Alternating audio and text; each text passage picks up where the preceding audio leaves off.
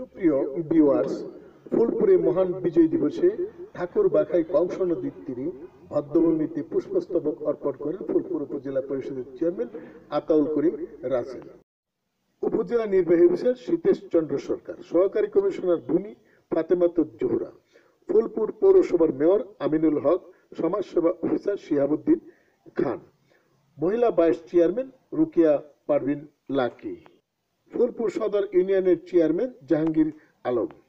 সুপ্রিয় ভিউয়ার্স, নতুন নতুন তথ্য পেতে আমাদের বিএসটিভির সঙ্গে থাকুন।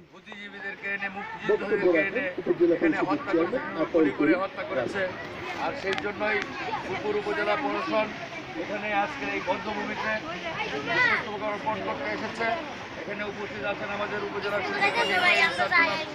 সরকার, আমাদের প্রেসিডেন্ট, আমাদের ভূমি কর্মকর্তা, বিভিন্ন অফিসারবৃন্দ, সাংবাদিক ভাইয়েরা, রাজনৈতিক দলের নেতৃবৃন্দ, সামাজিক নেতৃবৃন্দ। এখন 1 মিনিট নীরবতা। বদ্ধভূমিতে নিহত শহীদদের উদ্দেশ্যে 1 মিনিট নীরবতা পালন করা হয় এবং ফাতিহা পাঠ করা হয় এবং দোয়া করা হয়।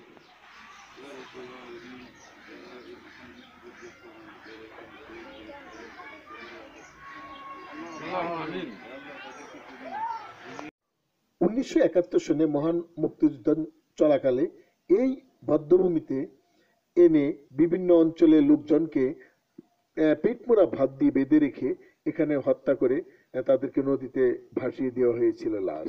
ঠাকুরবাখাই বদ্ধভূমির পাশে কালের সাক্ষী হয়ে দাঁড়িয়েছে একটি বট গাছ।